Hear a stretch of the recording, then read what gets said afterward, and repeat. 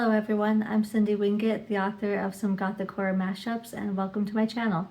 So in today's video we're going to be talking about fathers because Father's Day is coming up this weekend. So happy Father's Day to all you fathers out there. If you didn't catch last year's video or if you're new to my channel, then I'll go ahead and have that linked at the end so you can see it if you're interested. So we're going to be talking about some good fathers, some bad fathers, and then some fathers that are kind of in the middle. But first we're going to talk about 3 books where the father's not actually really part of the book. I mean, he is, but his death is what leads to like certain events in the book, and it's kind of a catalyst for getting our main character into situations that they need to be in for the sake of plot. So first I'm talking about House Atreides, and this is a prequel to Dune. And I'm not specifically talking about this one. This is part of a trilogy prequel, and I don't remember what book the event happens. But in both House Atreides and in Dune, so something bad happens to Paul's dad where he gets killed. And then the same thing happened to his grandfather in the prequels. So Leto's dad also is killed. And in both situations, the death of these boys' father kind of leads to certain events in their lives and puts them on a certain track. So not necessarily about fathers, but, you know, like I said, their death leads to certain things. So I thought I'd mention them. And then the same thing for Phantom of the Opera, where the dad's not actually part of the story, but because Christine Daae's father passed away, that's the reason why she gets so enamored with the Phantom, is because he kind of takes on a father figure for her. And so because she no longer has a father, she kind of relied on him. And, you know, he was able to brainwash her and all these different things because she didn't have her real father in her life anymore. And that was kind of the person who grounded her and helped her in life. And so when she lost him and she was just sent afloat in the world, you know, she met the Phantom who kind of filled that void in her life. And again, it was not a good thing, but, you know, the death of his father kind of led to her being able to be manipulated that way. And then speaking of father figures, we have Middle of the Night by Riley Sager. So our main character is not a father, but he takes on a father-like role in a boy's life because he was in love with the boy's mother at one point in time. And so when she comes back into his life, he kind of takes on this father role to her son, especially towards the end. It was very sweet. You know, it kind of got me choked up a little bit in the end, the way he is with this boy. So not necessarily a father, but, you know, a father in every other aspect. And then similar to Middle of the Night, we have The Nightbirds by Christopher Golden. I just finished reading this one, and it's very similar in the sense that we have this, I don't know if he's the main character because there's quite a few characters in here, but he's pretty prominent, and his name is Charlie Book, and he is reluctant to be a father. He doesn't think he's ready to be a father. He feels like he's too immature for fatherhood, and so it kind of breaks up his relationship with his girlfriend. But then events happen and he ends up being a father figure to this child and kind of realizes about himself that maybe he can do this and maybe he is ready and wanting to become a father.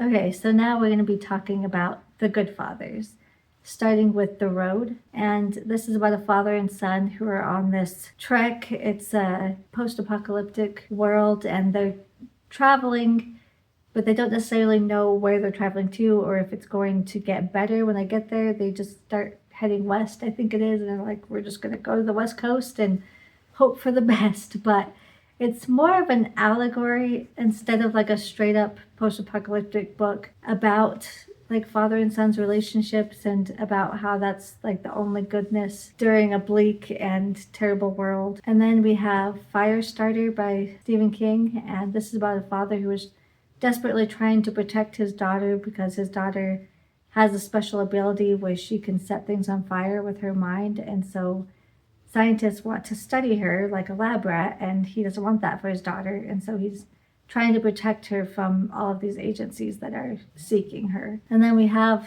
a couple of books by Alex North, starting with The Whisper Man. And this is about a serial killer who kills children. He lures them out of their house by whispering at their windows, which is terrifying. But his dad is the only one in his life because his mom recently passed away. And so this father is a newly single father, and he just desperately wants his family to be okay. And he moves them to a new place for a fresh start, and then all of a sudden hears these terrible rumors about this man who kidnaps and kills children. So now he's trying to protect his son. And then we have his newest one, which is The Man Made of Smoke. And I haven't read this one yet, but it says Dan Garvey's life has been haunted by the crime he witnessed as a child. Narrowly escaping an encounter with a notorious serial killer, he has dedicated his life since to profiling criminals, eager to seek justice for innocent victims. So when his father dies under suspicious circumstances, Dan revisits the small island community where he grew up, determined to uncover the truth about his death. And then it says at the bottom that The Man Made of Smoke is by turns an emotional, introspective, and utterly terrifying story about fathers and sons, shadows, and secrets. So this might be a good one to pick up this month if you haven't read it yet. And then we have Remember Me by Mary Higgins Clark. And this book is honestly more about the mother, but the father is there, and he's trying to protect his child because something happened to a previous child who was killed. And so now he's got a new child, and he's understandably nervous that anything might happen to him. And when his wife starts acting erratically and unhinged, and he starts to kind of worry that maybe she's not fit to be a mother. Like he doesn't want to take his child away from her or anything, but he just wants to make sure his child is safe. And so he kind of encourages her to, find babysitters or find a nanny that can help out, because he just wants to make sure that his child is safe in her care. And then just like the Firestarter, where you have a father who's trying to protect his daughter from the evils of the world, we also have a couple of books that are like that.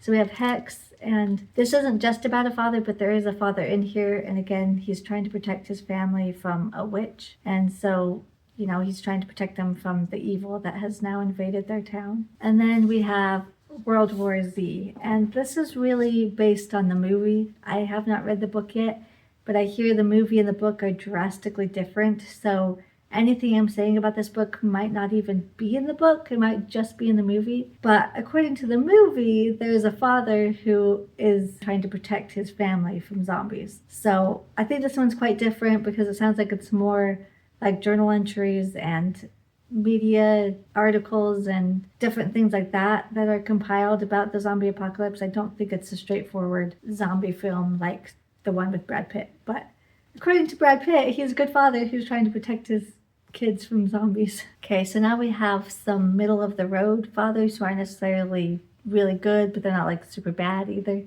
So we have The Family Experiment, and this one is only gray because there's a bunch of different perspectives in this book, and so some fathers are better than others. So you have this dystopian world where, well, not really dystopian, just futuristic. So we have this futuristic world where you can have an AI child, and if you can take care of this child and be part of this reality TV show, then you might have the chance to have the money to go through IVF and get a real child.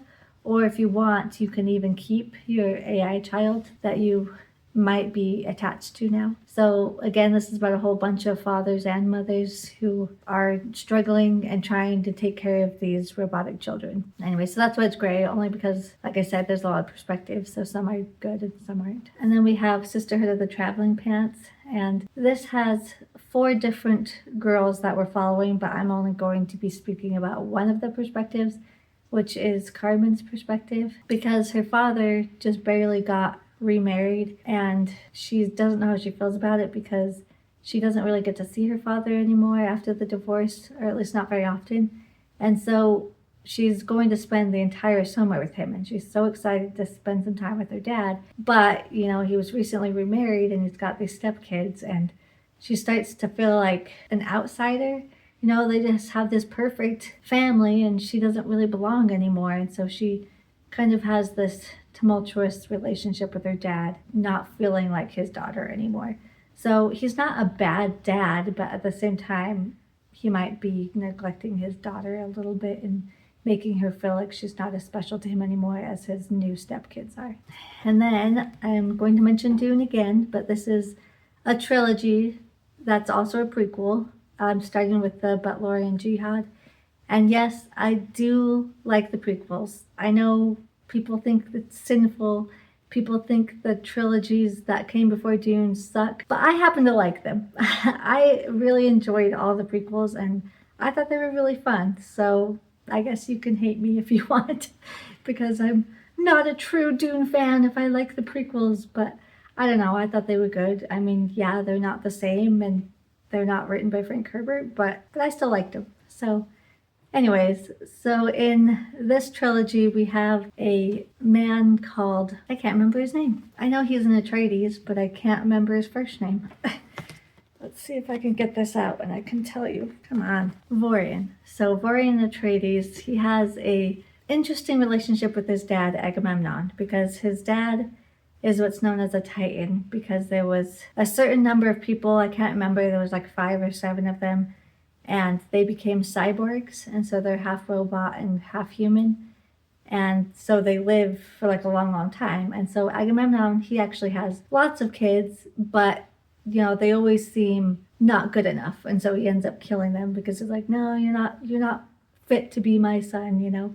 And so one day he has Vorian Atreides, and you know, he is deemed to finally be worthy of being the son of the great Agamemnon.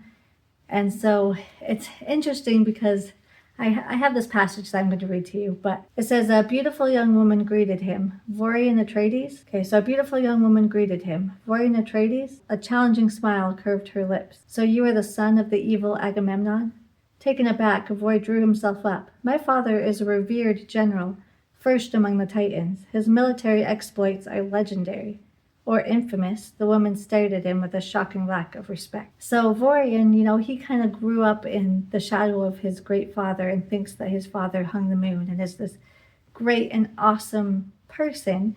But as the story goes on, he starts to realize that maybe his father is evil and, you know, maybe he doesn't really necessarily want to be the son of the great Agamemnon. So I don't know. I really thought that was really good.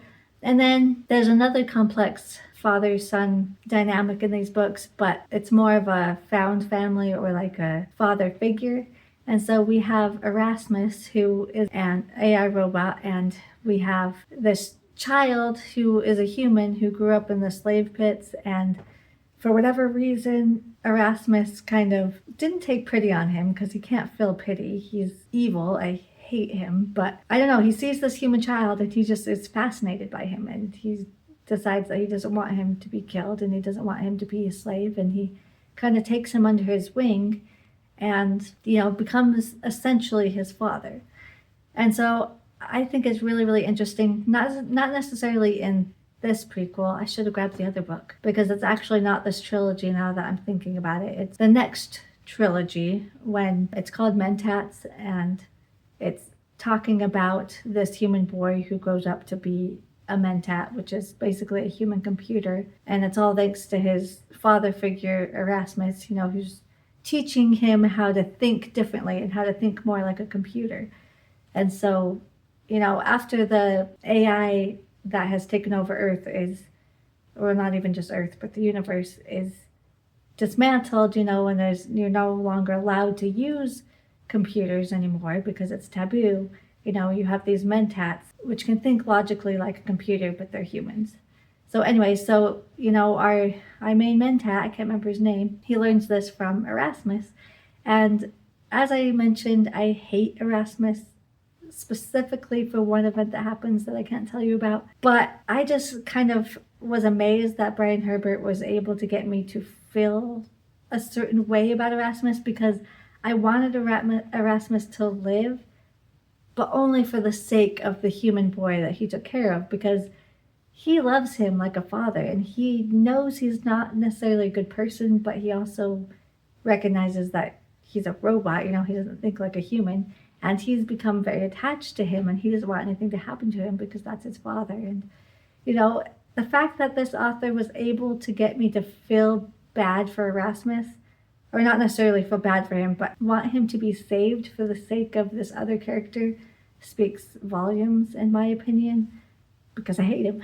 But, I kind of wanted him to live for the sake of this other guy. Yeah, so a couple of complex father-son relationships in the prequels to Dune. So if you haven't read the prequels to Dune, I highly recommend them. So I'm sorry if you think that's sacrilegious. And then we have The Last One at the Wedding by Jason Rekulak. And this is a complicated father because at the very beginning of the story, he is estranged from his daughter. So obviously they had a falling out, so he can't be that great of a father if his daughter doesn't even want to speak to him anymore and doesn't want anything to do with him. But she gets in contact with him years later because she's getting married, and she wants him to walk her down the aisle like a father is supposed to do. And so he's ecstatic by this because he really wants to use this wedding as a means to make amends with his daughter and to ask for her forgiveness and hopefully mend their bond. But when he gets there to the wedding and he meets his son-in-law and his family, he kind of feels like there's something wrong with this son-in-law, and he doesn't feel like his daughter should be marrying him because he is holding on to secrets. So he's not necessarily the greatest father, but he's trying to be better. And then we have Incidents Around the House. And I put this in the gray category because neither one of these parents are necessarily great parents, but I feel like the father was leaps and bounds better than the mother. I thought she was kind of crazy and wasn't really thinking of her daughter so much as just, I can't handle this. But I don't know. I enjoyed the father a lot more in this book than the mother. And I feel like he understood his daughter a little bit more. And yeah, he's not the best father because they would have these parties at their house that really should not be happening with his daughter just right upstairs. And, he talks to his daughter about things that she really has no business knowing. But yet, so does the mom. But I feel like he understood his daughter better, and I feel like he was the better parent of the two. And he really was, trying to protect his family from this evil other mother, which is this creepy entity that has crept into their life. Okay, so now we're going to get into the bad fathers, starting with one of the most obvious, which is the Amityville horror. So this is about the Lutz family, and I think supposedly this was supposed to be based on real events, but then it ended up being a hoax. But, who's shocked? Not me. But anyways, so this is kind of like The Shining, where the dad pretty much goes crazy and tries to kill his family. I mean, it's not necessarily his fault any more than it was Jack Torrance's fault, but still, he's still trying to kill his family, regardless. And then we have A Cry in the Night. If you've watched my channel regularly, I've talked about this book multiple times. It's one of my favorites. But the father in here, he marries this woman, and so now he's a stepfather, and he's not very good stepfather. And then they end up having a child together, and he's definitely not a good father with the new baby. So yeah, definitely not winning any awards for the best father. And then we have The Quiet Tenant, and this is about a man who is keeping a woman locked up in his shed, but he has a teenage daughter, and he doesn't want his secret out because around his daughter, he's a really good dad, and he's just acts like a normal suburban dad and takes part in her school events, helps her with homework, cooks her dinner every night, all the things. And, she thinks that he's just dad and she loves him, but he's got this dark secret because he's secretly having this woman trapped in his house. So yeah, father, I mean, you could argue he's a good dad theoretically, but he's not a good person. And then we have When the Wolf Comes Home. I have not read this one yet, but from the reviews that I've been seeing, the dad is definitely not a good dad, and I believe he's the wolf that they are referring to. And so his son is on the run to get away from him, and he meets this woman and asks her for her help to get away from his abusive father. So I think this is kind of like an allegory for abuse, but I could be wrong. I haven't read it yet. That's just the vibes I get from it. And then the last few books I'm going to talk about, it's not necessarily just the dad. It's like the family in general is not good, where both parents suck. So we have The Prince of Tides. I talked about this in my Mother's Day Rex, but yeah, the mother's not a good mother, but neither is the dad a good dad. They're both very bad parents, and so these poor children grow up with very sad childhoods. And as an adult, our main character, I believe his name is Tom, he is talking to a therapist about his childhood, and trying to come to terms with the trauma that he lived through as a child. And then we have Brother by Anya Alborn, and I haven't read this book yet either, but I'm assuming the dad's involved because it just says the family, so I'm assuming that includes the dad. So this is about a family of killers. I don't know if they're necessarily cannibalistic, but possibly. But then one of the sons meets a girl and he doesn't want to kill her, and he starts to realize that he really isn't into murdering like his family is.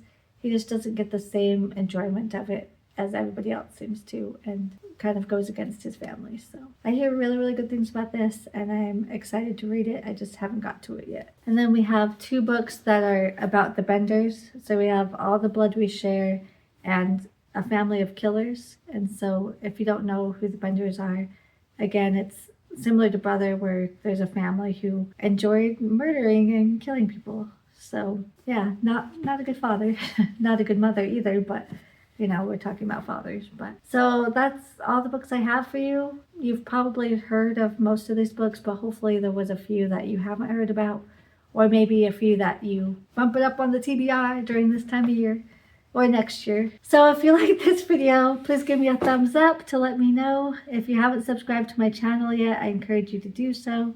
I post every Friday, and I hope to see you in the next one. See ya.